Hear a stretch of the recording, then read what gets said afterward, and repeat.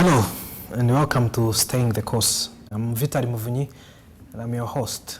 Allow me to start by offering words of comfort and condolences to all Rwandans as we continue to commemorate for the 1994 genocide against Tutsi. I pray that all of us as Rwandans will be strengthened by our Creator, and I pray specifically for the genocide survivors. I pray that you find healing and we all continue to remember to unite and to renew. In the studios today, we'll be talking about a testimony from one of the genocide survivors, and I will not be hosting alone. Allow me to first allow the co-host of today to greet you, and then we'll go on to tell you about the guest of today. Teta, welcome. Thank you, Victor. I also first want to send my condolences to the genocide survivors. Stay strong. And let's remember and reunite. My name is Teta Darlene Precious, and I'm a law student, and I'll be co-hosting today with Vital. Thank you. Thank you, Teta. Today we are with a guest, not a very new guest, but someone we've had on the show for a number of times. He's an author of this book, My Forgiveness Story. And before I tell you more about him, let me allow him to first greet you. Shalom, shalom. I greet you all. I greet you, my host. Thank you for having me back again here. I'll also join my brother and sister in saying Imore Rwanda to all the Rwandans, and especially to the survivors of the 1994 genocide against the Tutsi. Let's remember, let's unite, and let's build our country. Thank you, Vital. Thank you. Bruno Iradukunda, as I had just told you, he's the author of this book, My Forgiveness Story, and today we'll be talking about his story, because before it became My Forgiveness Story, it probably was a different kind of story. It probably was my angry story, I don't know, maybe my sad story, and then it became My Forgiveness Story. Bruno Iradukunda is the author, of course, but he's also doing business. He's investing in different kinds of businesses in different sectors. He's in hospitality, and he's in tourism. He's also in the book publishing business. He has co-founded a business that is called Vital Readings Publishers, which is a company that is doing business, and it's the company that produced his very first book. Today we'll be talking about his story. We'll be looking at how a young man like himself, who survived the genocide at a very young age, has been able to rebuild himself and be a businessman that he is today, but also look at that whole journey before genocide, during genocide, and after genocide. And as some of you might have already seen, we'll be talking about Forgive to Live, and my forgiveness story being this book, but Forgive to Live being something that he champions. It's the statement that closes his book. He closes his book saying we ought to forgive if we truly want to live. So we'll be learning more about why he believes that forgiveness is necessary for people to live. And before we talk about forgiveness, we'd want to first explore, first listen to his story of surviving the genocide. So Bruno Iradukunda, let's start to before the genocide. When one reads this book, of course, the main character is you, but the second main character is your father, who died on 20th April 1994, and many other family members, both those who were the primary family, but also in the extended family. And we'll, of course, offer our condolences to you and to your entire family, wherever they are. But we wanted to start with the pre-genocide story. We want to ask how your family was like before the genocide.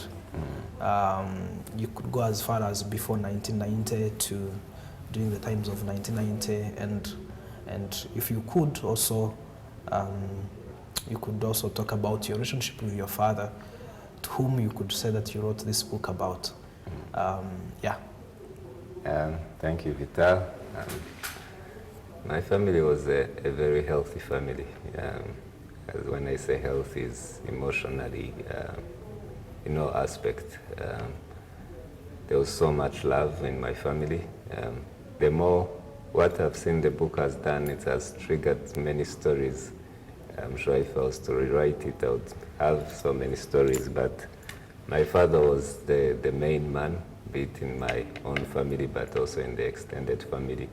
As his name says, is Kalanda. So he used to unite people. We used to have big holidays. We used to have cousins who used to come over. So it was a home full of people, you know, having 7 sisters and having so many cousins, and that home being the home every kid loves. So it was a family of, as I said, of 7 girls and 1 boy. Of course, with my father and mother. My father was a very, how would I describe him? Wise, but he had so much love in him that he could give to everyone, be it his own family, but also neighbors. So it was known as a hub of happiness, if I would say. When I hear stories, I'm starting to doubt if I was his favorite, because when my sisters tell me stories, I always find it amazing. There's a story I recently had. One of my sisters was telling me that he was traveling with my father, and they were going to Uganda, so they had to have somewhere to stay in a hotel. And that night she had her first period, and she didn't know what to do. She got scared, and of course Dad came to see what happened, and she was telling me how he laughed at her. Like, for her, she was scared, and him was there laughing at her, seriously laughing, and she got confused. So he later went on the shop. Apparently those days they used to have a bunch of many things to use. But that was a story. I don't know what I had done, and then it triggered that memory. And she was like, "You're so like your father." And she told me that story. But the more I hear more about him, he was a very good man. Yeah. Mm. Because I've interacted with your family, I've learned that you're kind of teasing. It's actually from him, and yeah. But I would love to know more about where you got the idea that you must have been his favorite. Why would you say you are his favorite? You said you're starting to doubt it, but you probably didn't doubt it before. Yeah, as much as I doubt it, the statistics, so the facts around it would prove that I was his favorite, because I was his only boy, a boy that he had waited for many years. Him being a Rwandan man of that time, a boy was a big thing to him. And yeah, I was the last born, and we looked alike. And in my book, I tell stories of how he was so excited to see me, so he couldn't believe it. He could close himself in the room with me and try to see if I'm a real person. So those stories makes me believe that I was his favorite, but I'm everyone's favorite, so I'm sure even you guys. You're the third favorite.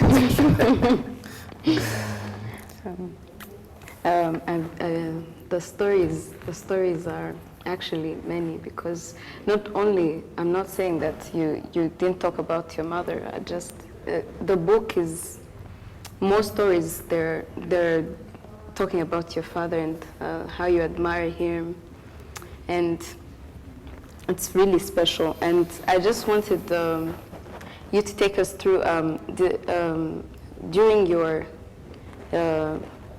relationships and memories with your father. Which one was your favorite, if you remember any? I wouldn't say I remember any, but in some that I've been told. Yeah.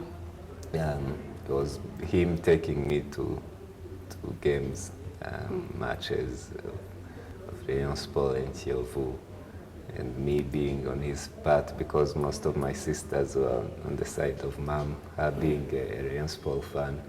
So me, I was on dad's team, though I didn't know much about football back then. So those memories, because they keep talking about them, and him also taking me out in weekends when he goes to have a drink with his fellow man and takes a 3-year-old with him, sits on the counter. So when they tell me those stories, I kind of relate with them and think, oh, okay, I had a good time with this man, actually. Yeah. Wow. That's special. So, because of time, you will allow me to now get into those hard days. You described the 3 days in your book as the worst days,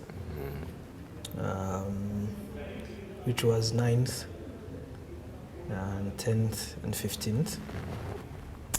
And for someone who hasn't read the book and who probably doesn't know your story, if you could take us through what happened.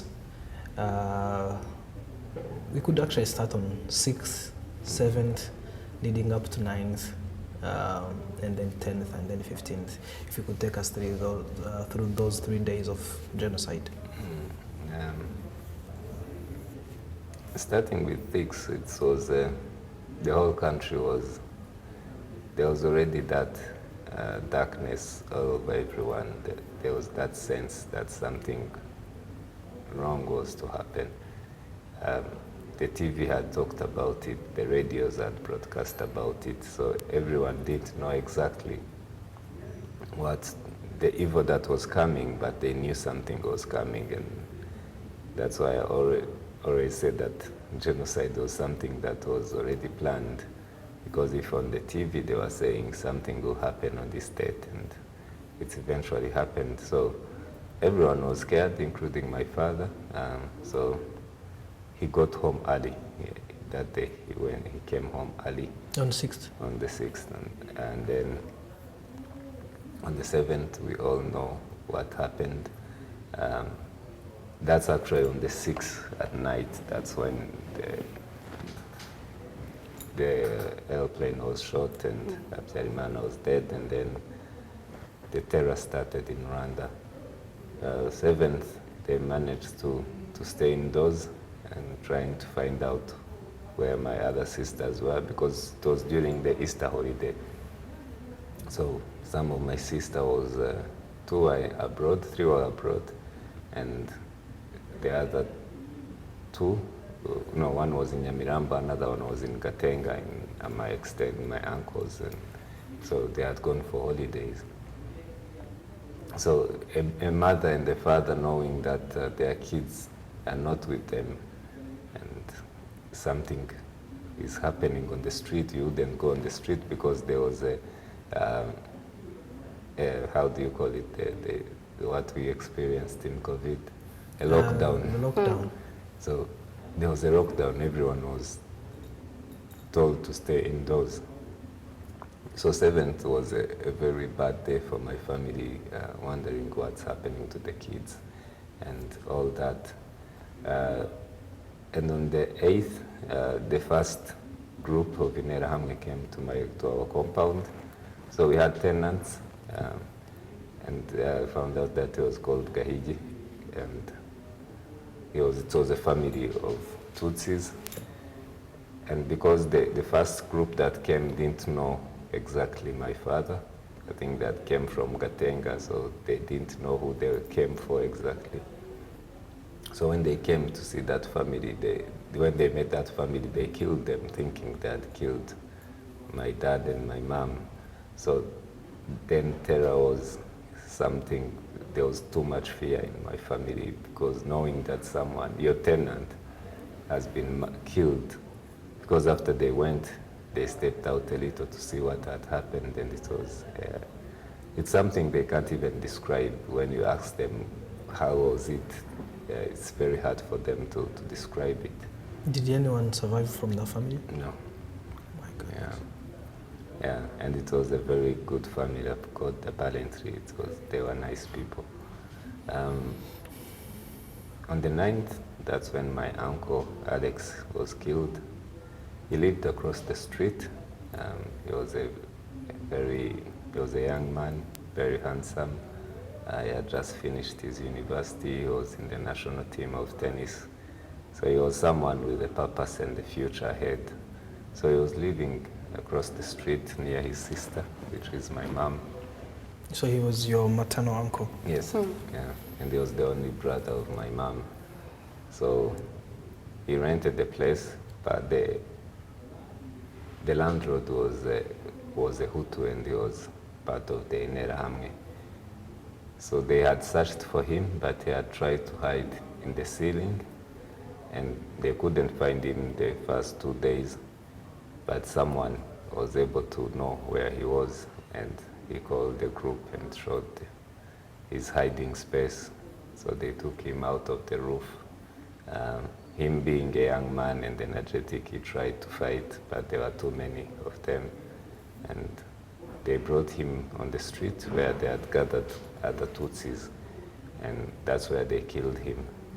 And one of the sad stories is because he was a tall man,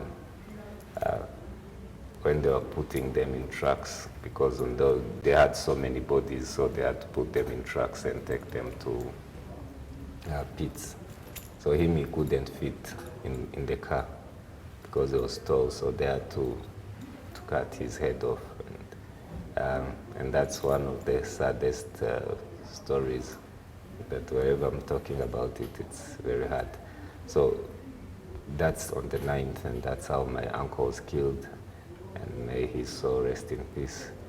On the 10th, they then came looking for my father and mom. So they came knowing he was in the house. So those 3 days gave my mom and my dad a time to plan and talk about things and give each other a farewell. Part of the plans they had made is we shouldn't die seeing each other, or we shouldn't allow ourselves to see each other being killed. And we should always try to protect the kids. So we had a nanny, which is Miss Claudine.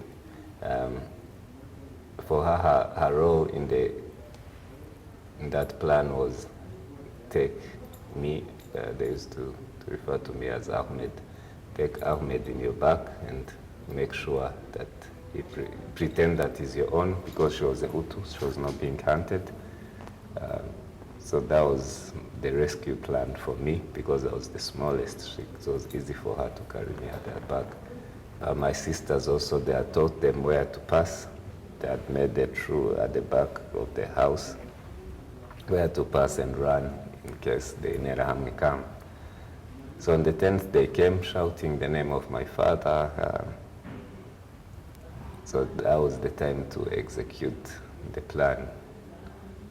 So that didn't allow them to come inside, so that it would give time for my sister and my mom to run.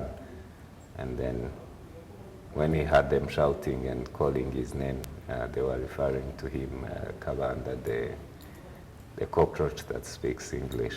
Nyenzi ivugisha ibyongereza, that was their words.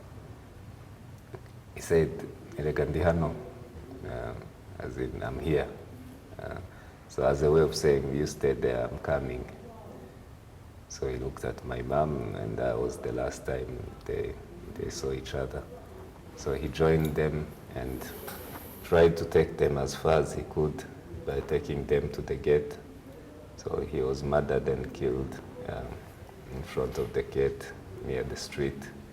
So my mom ran to the back and went to the toilet behind the door. My sister and my 2 sisters who were there, they went through the back and went to one of our neighbors who was a Burundian. So me, I was in the back of Claudine. So, and she fought our way out also. So that was the 10th, and we managed to, some of us managed to survive, but my dad was killed on that day. Yeah, from the 10th to the 15th, it was a whole other big days of not knowing what to do, not knowing how to hide. So on the 15th is the other third day of that I talk about in the book where they killed my grandma. But for her, she was not in Kigali, she was in Bugesera, Narama. She had tried to hide in the church, in Narama Catholic Church, where she thought it would be safe for her because it was a church, it was a place of worship. She didn't think someone would come to kill in a church. But apparently it was a strategy of saying, you combine people here in the church, and once the church is full, let us know. So once the church was full, they called the military. For them, actually, it's not even the Interahamwe that killed them. It was the military from Gako.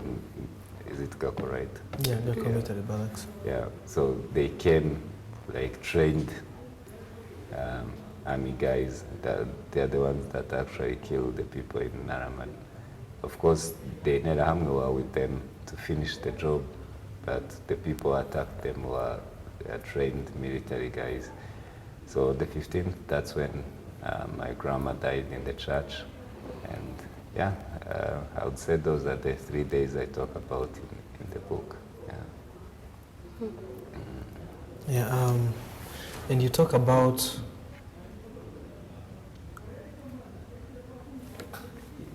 let me first go to Narama. In the book, and I've realized for most of the interviews of yours I've watched, the story about your grandpa and how he survives back there is not all about I read it in a book, because at least now we know how you and your siblings and your mom were able to hide from the killers. But your grandpa also survived at that time. So, and also the story about the grenade. If you could share it with, if you still feel like you can share it with Yeah. So, women and kids in Narama used to, for them, they could stay in church during the day, and the men could try to go out to see if they can find something to feed them. So they've been there since the 7th to the 5th, so they had to find something to eat. And my grandfather had stepped out of the church and went to make any other man to see if he can find something for them. But on that day was when he came back, he realized that they had already surrounded the church, so he had to go in the swamp. What they call, how they call it in Kinyarwanda, Murufunzo. the swamp. Yeah. So some of them had to hide in the swamp because that's where the Interahamwe couldn't enter. Even though they tried, they couldn't go deep. So in Bugesera there's a swamp called Chugaro. So they couldn't go in there. So that's where he was hiding. Of course, he waited for them to finish the killing, and he later went there during the night to see if anyone survived. But apparently there was no one who had survived. The story about the grenade is my own story of. So Claudine came back with me in her back and tried to put me to sleep. So the Interahamwe, after killing people, they would come and try to rob and destroy what they had left. So because they had not found my mom, they believed she must be hiding somewhere in the house. So they brought a grenade and threw it in the house. And that same house, that's where Claudine had put me to bed. So they tried to first destroy the house and see if anyone runs and comes out so that they kill them. So they threw the grenade in the house, trying to see if my mom was there. But she was, of course, she was not there. And it was only me sleeping in that house. But God protected me. The room that I was in was not much affected. But the sitting room, the dining, the kitchen, they were all burnt. So Claudine, I think, believed that I was dead also. So later when the smoke had cooled down, she came to check, and apparently I was still sleeping. So that's the You're still sleeping. yeah, that's the good thing of being a kid, I think. Yeah. I was trying to connect to the where your mother was hiding and after running with your sisters, and how you probably later on met with Claudine finding you still asleep, and how did you connect along the way? So she had made a deal with my mom that she will carry me as long as it takes. And recently, when we went to see her, she told us there were buses that were actually taking people from Kigali to their villages, like the Hutus who are not being persecuted. There were buses that were taking them from the city to their hometown. But for her, she didn't take that bus because she didn't want to take me far from my mom. She later found out where my mom was hiding, in a man that I talk about in the book. So for those who are seeing us, they will need to read the book. She later found out where my mom was, but it was not a safe place either. But she at least knew where she was. So for her, she continued to do what she used to do, take me to what used to be called the Kanzair, where the Congolese used to live, because the Congolese were not being killed. So they are the ones who had food. They had gone and robbed the shops for food. So that's where food was. So she could go there during the day and find something to eat, and then at night she could go back at the house and find a place for us to sleep. So we connected later when my family left Gikondo and went to Kiyovu. Where there was a place that used to be a Chinese residence or embassy, if I could call it that way. That's where they reconnected. She found out that that's where they had gone, and it was a safe place. So she later went and joined my family. Yeah. This, you can go ahead first. Okay, so is that Chinese residence, is that the same place where the famous words in your book, Mama Berso Irikumba, was that? Is that where the incidents happened? Yeah. Me being born in that kind of family with many sisters, I used to know to sleep in a comfort zone. And then they take me to this place full of people who are hiding and who are traumatized. So we used to sleep on the floor, and they used to bring curtains and lay down. So that day, that's where they made me sleep. And this, you call it a baby crib. It wasn't as comfortable as my old one. So everyone was quiet, sleeping, trying to meditate. And you know how, I think you can imagine how people are feeling that time, not knowing if tomorrow there's a tomorrow, if there's an attack coming anytime. So everyone was quiet. And then me being a baby, I told my mom, this baby crib is hurting me. You know, Mama Ibesirikumba was about, I was referring to the curtain.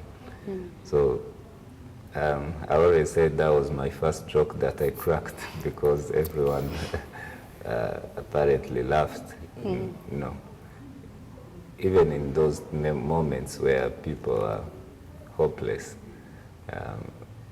what I realized because of this word is that something can make them laugh. Yeah. So I'm glad that I made some people laugh during the genocide.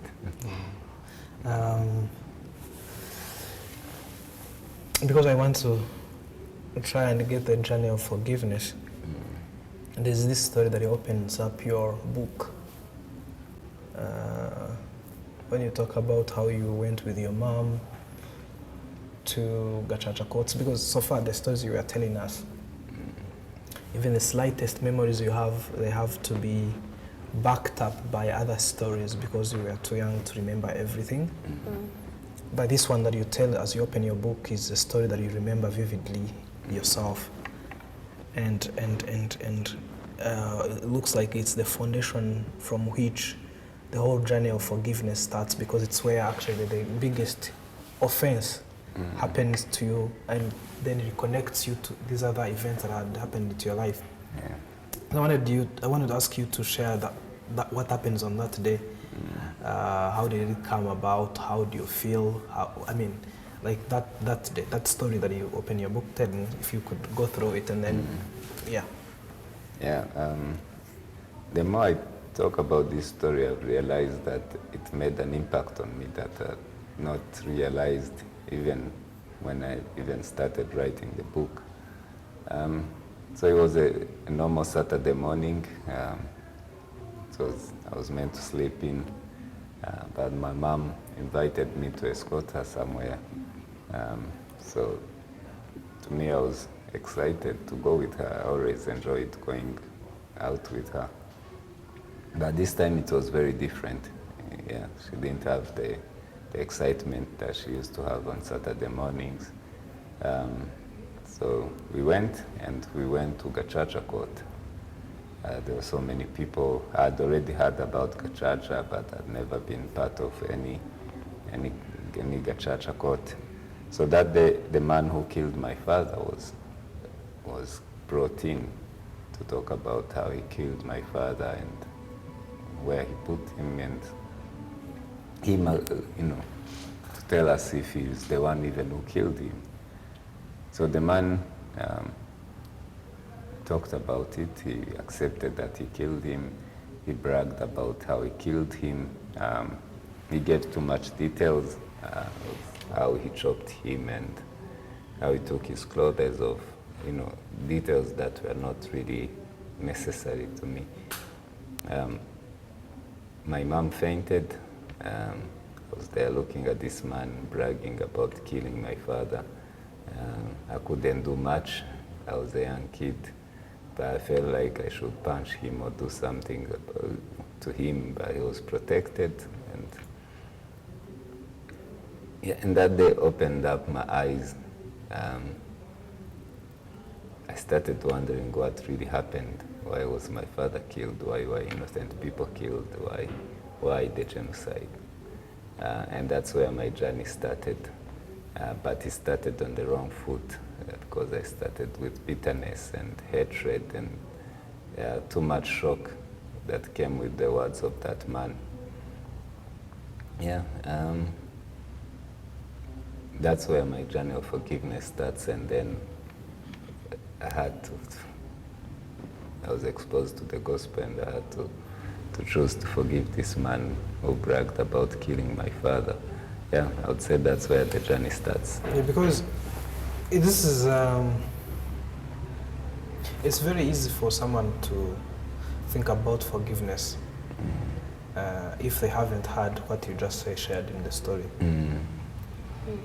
It's pretty difficult for someone to imagine forgiveness, and that's why I'm going to actually ask you to take us through that journey. Because it's almost not understandable to have had you share about how your uncle is killed on 9th in that brutal way, how your father is killed, how your grandmother, an old woman anyway, who doesn't have long to live, who is not able to beat anyone, who is not able to almost do anything, is killed, and a grenade is thrown to you, and this man is not apologetic about what happened. He has no remorse, he has no nothing. It's extremely difficult for someone to jump from there. Frida Muhoza, in her book, Chosen to Die, Destined to Live, she talks about how when she first heard of forgiveness, and people who were giving stories about forgiveness were talking about how they had had a quarrel with their brother or a quarrel with their wives and all that, and somehow that was just too heavy for her to imagine. She was like, you want to tell me that you will ask Teta to forgive her brother who, I don't know, misplaced her shoes or something, but you're also asking Bruno to forgive someone who stands in public and says he killed someone in this manner and all that. So I really want you to share with us what happens when do you get to a level that you feel like you have to forgive such a person. The other day someone was asking you, why not just, bury it and not try to scratch on it, just bury it and not forgive. So help us, and especially since we are in the time of commemoration for other genocide survivors who ask themselves, okay, now I understand Bruno's pain, but why bother with forgiveness? Why did you get a point when you felt like you had to? Because when you were saying, it doesn't sound like it's you choosing to do it just for the sake of it. It sounds like you had to. Why would you have to forgive?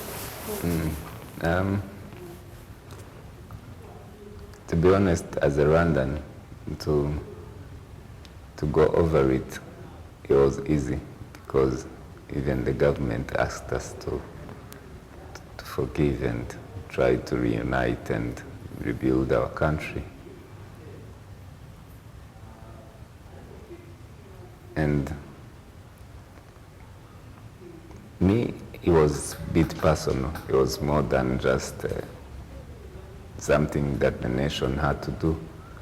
Me, I struggled with unforgiveness. I was very bitter. I wanted to revenge my father. I wanted to be more like him in a wrong way. I wanted to know his stories in a wrong way. That bitterness pushed me to do wrong things, to make wrong choices. And I came to a point, I said, where I encountered the gospel, I met Jesus Christ. And then the journey became hard. As much as Jesus was giving me hope and the future, but there's an aspect that was very hard for me to trust. And when he says, if you don't forgive, you won't be forgiven. So I realized that I'll not be forgiven if I don't forgive this man. But not only that spiritual part, me emotionally, I wasn't stable. This guy really stayed in my heart, like he was sitting in my heart. So I had to forgive so that I live. I had to forgive so that I can move forward. Because my life was built around that man. I was studying so that I become someone to show him that my dad didn't leave, a failure behind. Everything I did, I could dress to impress my neighbors, to show them that my mom, as much as she's a widow, she can still dress us. You live an extravagant life because you want to prove something. Though you killed them, we are still alive. Though you did this, and So I later realized that I couldn't continue this way. I had to forgive so that I live. I had to forgive so that I move forward. I had to forgive so that I don't make decisions based on my wound, but decisions that out of a healed heart. So I realized that if we don't forgive, we're actually killing ourselves. And I'll end with this. There's this person who once asked me, is this the way you want your father? Is this the best way to remember your father? Because they had found me doing with bad friends and doing bad things. And she asked me if that's how I remember my father, or that's how I make him proud. And that question stayed with me. Wherever I could be doing bad things, I could say, am I doing justice to our loved ones that we lost? And that's a message that I would really love to give to people of my generation or young people. By killing ourselves, we are not doing them justice. By killing ourselves, we are not honoring our loved ones. But by forgiving and living a strong life, that's when we are remembering them and honoring their lives. So let's live, let's forgive and live, so that we remember our loved ones that we lost during the 1994 genocide against the Tutsi in a manner that is worthy. So, apart from your book having that as the last subtitle, Forgive to Live, you recently wrote something and you sent it to people, which I had the opportunity to encounter. And in it you said that given the chance to talk to Rwandan youth, what you would say is ask them to forgive for them to be able to live. And in the article you talk about how almost actually every group in Rwanda ought to forgive. And that was a bit puzzling, and I'm sure it puzzles a lot of people for someone like you that has experienced the pain that you have experienced. To sit here and say all the groups in Rwanda, and I'm talking about genocide survivors, I'm talking about families, be it the individuals who committed the genocide, but also and mainly the families of those, the people that come from our families that perpetrated, that participated in the killings. And also those who had been forced out of Rwanda in 1959. You put all those groups together and you're like, they all have to forgive. Yet, for someone like you, because this is what an ordinary young man or young woman would think, you tell the story of how this guy, after having bragged about killing your father, and after a long time that he's been in a correctional facility, you would think he's changed, he has had a change of heart. But he still sends a message and he says what he said he could do it all over again. So an ordinary young man or woman would say, the likes of Brunos have something to forgive because, you know, it's too much. I'm not saying that others didn't experience things, but this is a genocide. Whatever they experienced wasn't a genocide. You can be forced out of a nation and go and become a refugee. That happens almost everywhere around the world, and it's happened since the world began, but genocide is a different thing. So I really wanted to know what was in your mind when you say something like that, when you say if Rwanda is, in fact you were, in that speech or in that writing you were trying to compare your words with the words of the president when he says we cannot accept to die twice. So I wanted you to share your heart, what you meant by all these groups having to forgive and what that forgiveness has to do with us not accepting to die twice, and what it has to do with us living, being a condition for us to be able to live. One thing I've learned recently is that our sins or our action have consequences to the people around us. When you go back to what happened in this country, we have families that killed people during the 1994 genocide against the Tutsi, and we have people who lost their loved ones. And we even have people who have another group that was just, it was not hunted, it was not being part of the killing. Economically, we were all affected. All those three groups were all affected because Rwanda was in a mess. And that's why we thank the government of Rwanda for raising us back again to life. We were all affected economically. I'm sure someone who was not hunted or who didn't participate, I'm sure in one way or another, the economics struck him and said, if these guys didn't do what they did, we wouldn't be in this manner. People's houses were burnt. People lost their loved ones. They lost their families. Let me tell you this story to make it vivid to you. The people who, how do you call it, when people come and take things from the house?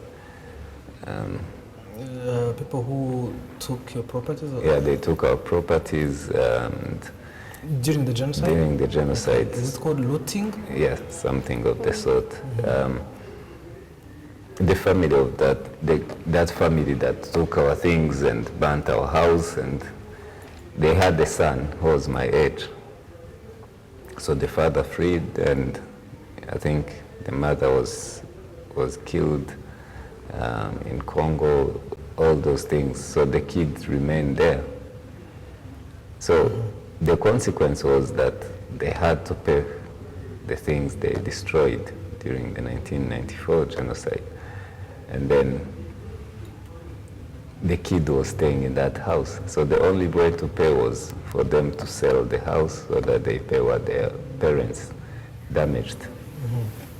And then what was amazing is this kid approached me, and I was still young, of course, but he was trying to tell me to help him find a way that they don't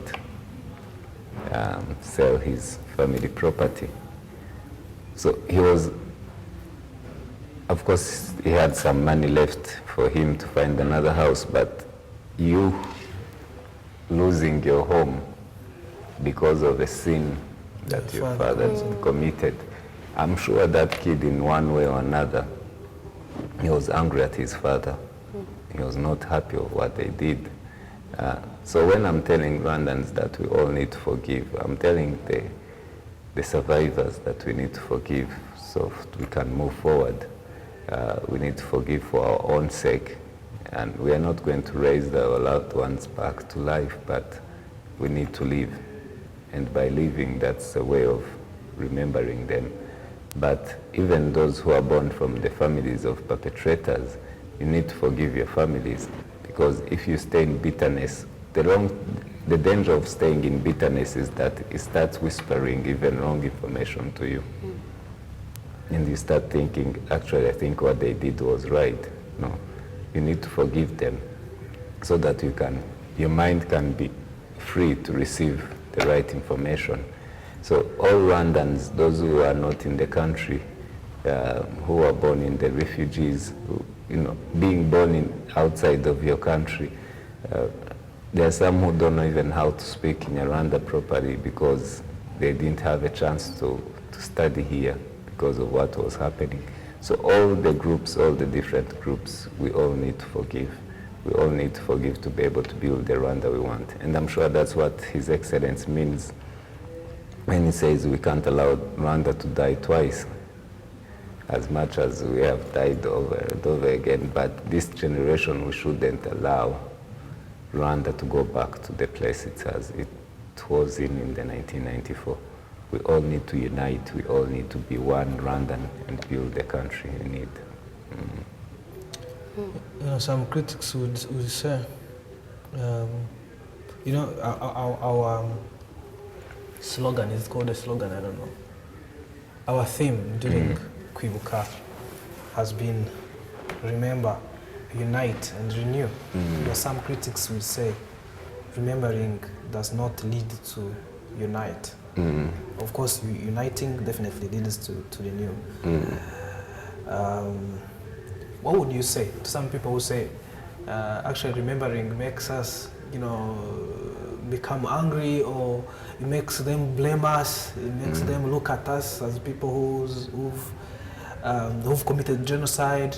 And also someone will say, I don't think that remembering, during the times of remembering, I'm a genocide survivor, but I want to be out of this country because it takes me to the pain I don't want to always revisit. There's that kind of, because you're speaking to all these groups. And also there are others who are like, what do I have to remember? I wasn't even in Rwanda, I know that. So I want you to touch that side when people think these things, because you could say there are those who think these things and say these things out because they know what they are doing. They're trying to promote genocide ideology and all that.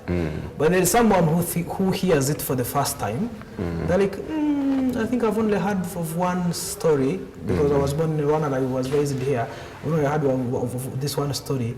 What if this person has a point too when they say these things? So I wanted you to correct something in that line. Because I'm asking this because in your speech you talk about how, of course, you combine forgiveness with this whole three process: remembering, uniting, and renew. You put forgiveness in between. And I wanted you to first tell us about remembering. What does it have to do with uniting, and what does it have to do with rebuilding or renewing? And if you want, you can also bring in forgiveness. Yeah, I believe There's even a common saying that says that if you don't know where you came from, you will not know where you are going. So it will be a tragedy if Rwandans forgot where they came from. It will be very sad to forget or not even acknowledge our history, because our history, that's what makes us different. Our history, that's what makes us who we are, and our history, that's what makes us stand out.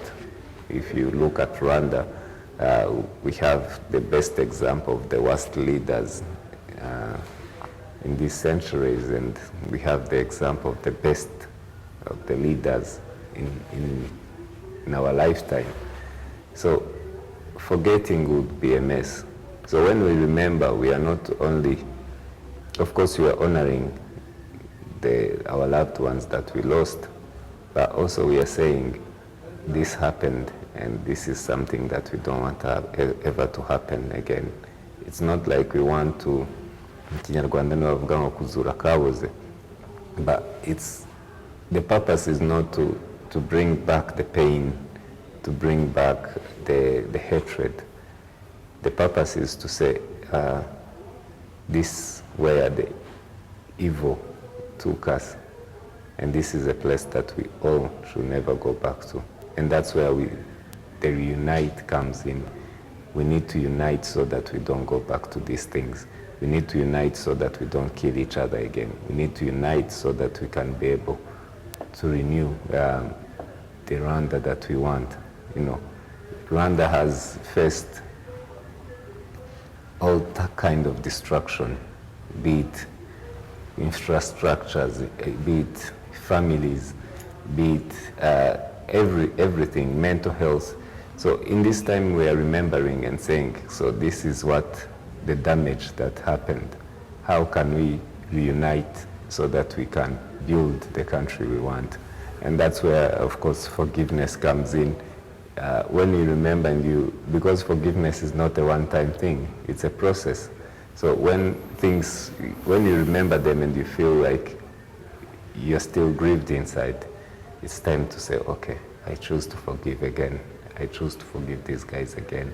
So the process of remembering and uniting and renewing the country involves to reflect and seeing, am I really healed? Because you can't build a country when you're still wounded. So it's a process of healing that we all Rwandans are still going through. Yeah. Yeah, I had a very, a burning question out of curiosity. You were talking about Claudine and how she basically rescued your life and saved your life. So I was wondering if you kept in touch, or like your relationship right now is, are you still in touch, or? Yeah, we are still in touch. She's a good friend of mine. Part of what makes this relationship very special is that she still takes me as a 3-year-old. So whenever I see her, she tries to treat me like a baby. But I understand her. So she's a good friend of mine. Actually, she has sons who are here in Kigali, that I always say that I need to meet them, and I hope I'll do. But we have a good relationship. She's a good friend of mine. We share some beliefs. So I try to challenge her sometimes about her own beliefs. Like me loving the Bible, we talk about the Bible. So yeah, we have a good relationship, and I'm always grateful to her for having saved me during that time. Yeah. That's very special. Yeah. And I was wondering if there was a person who wasn't going to watch the whole show, and probably, let's just imagine watching the last minutes of this interview. I just wanted you to give a message, probably how many lines, I don't know, but you can, I just want to, you to give us a message, living to the youth mostly, because again, they're we are the people who are gonna keep these memories alive and remember and reunite and renew. Yeah. So I want you to. Yeah, my message will be echoing what His Excellency said. Don't allow Rwanda to die twice. And by so doing, the medicine or the recipe I've brought is let's choose to forgive so that we can live. Let's choose to forgive so that we can reunite. Let's choose to forgive so that we can build the Rwanda that we want. As youth, even the elders, as Rwandans in the country or in the diaspora, even the friends of Rwanda, what we ask you in this time is to remember with us and value our history, and the youth don't water down our history. Let's learn our history as we remember it. Those who are not aware, find books like my own book or other books. Try to know your history, and by knowing your history, then you'll be able to share it with others in a proper way. So let's forgive so that we can live. Let's forgive and build the country that we need. Thank you. When Dita asked you about your relationship with Claudine, I almost wanted to ask also, what's your relationship with that entire group? In your book you talk about standing in the gap, about collective guilt, and sometimes it happens that if Bruno treats me badly, then I take his entire family to be bad people. And in our history in Rwanda, it's very easy for one to say, someone that has been hurt as you have been, to say, all Hutus are something, they are evil and all that. And I know you could say in Rwanda we have had the chance to confront these issues more than often, but in many other places you find, go to Congo and you will understand that collective guilt on groups is something very, very common. And I don't want to dismiss it just very easily. I want to understand, what for you, how do you relate to this group in general, but specifically kids from families? Because Mr. Gahutu that you mentioned in the book is somebody that has family, probably still has family in Rwanda or something, or his relatives or what. One would be curious, how do you relate to these people today? Because Claudine, it's very easy to understand, she played a role and so on and so forth, but how about these guys? I thank God that I've gone beyond seeing people in their ethnic groups. I don't know if it's the lotions or it's the weather of Rwanda today, but it's even hard to tell who is who, and like it was very obvious in those years. Today it's very hard to tell. But for those that I know, like you said, Gahutu's family, when I meet his brother, we greet each other, and of course there's some shame, I would say, in his eyes, and trying to avoid to have eye contact. But sometimes I feel guilty for, I feel pity for them, not guilty, but I feel sorry for them for having to go through this shame and pain for all these years. So I pray for them. That's my first role as a Christian. I pray for them that God may bring healing to them so that they can easily face you in the eyes. But when I relate to them, it's even unconsciously, I don't think it comes to my mind that this is a Hutu, this is a Tutsi. My relationship with them is very good, and I thank, of course, the weather, as I said, that we can't tell who is who. But it's something that doesn't cross my mind when I'm offering a job, when I'm doing business with someone. Now, one of the hardest was me being employed by submitting under the authority of a Hutu. And in my way, I crossed a man who talks about it, who stands in the gap of other Hutus and apologizes, and who talks about the wounds of them as... Who's that? Lambert Variho, the man who wrote my foreword. That's super interesting, though. Yeah. So it was very hard. I had vowed that I'll never work for such a person. Why not look for someone else to write your forward? Someone that understands your pain as relating to it. Why have someone from a completely different background to write your forward? That's... This is someone who have walked the journey together. And choosing him, it wasn't because he's born from the other side of history. I chose him because it's someone who has walked with me this journey, and him being an authority figure in my life, and him being the first man that apologized on the behalf of other Hutus, and I was able to find someone to forgive, and I said that was something that struck me. That was my first encounter with him, standing in the gap and acknowledging that they did something wrong. So I found it very courageous, and I've learned a lot, of course, with him about forgiveness. So that's why I chose him. So that's why I was saying the way I relate with them is the same way I relate with my sisters. It's the same way I relate with my mother, with so much love and compassion. Yeah. Yeah, the last one.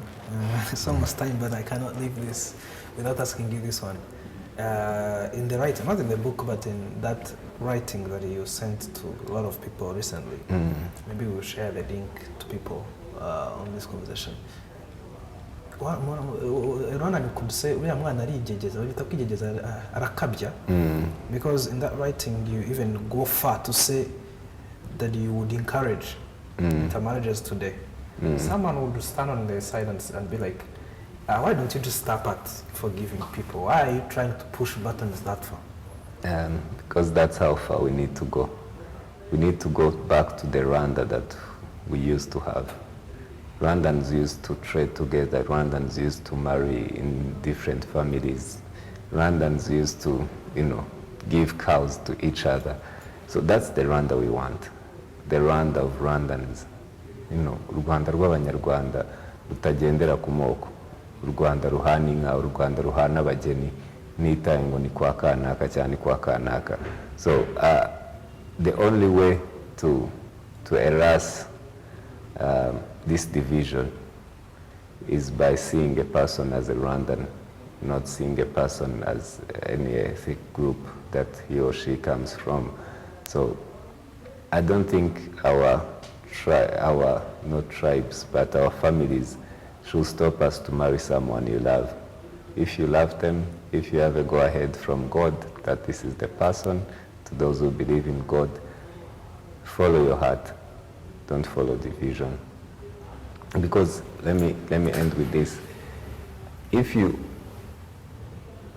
daughter or your son brings a young man or a young girl as a bride or as a groom, and you reject them for who they are, what you're doing, you're sowing a seed of hatred and division in their heart.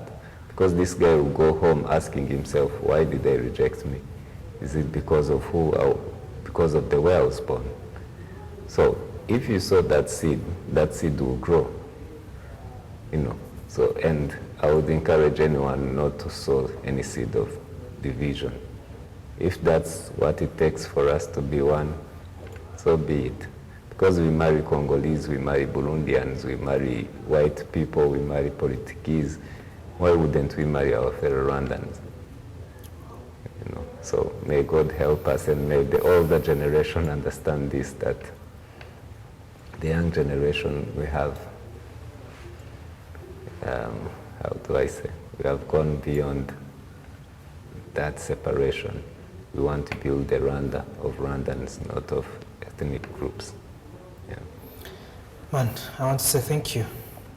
Thank you too. And to say, And that marks the closure of our conversation, unless Teta has any parting words. No, I just want to thank you for the braveness of trying to explain the hardships and giving a strong message of that last part of intermarriage. It's still a thing, and I really appreciate the braveness. Thank you. Thank you, Teta. And to our viewers, thank you so very much.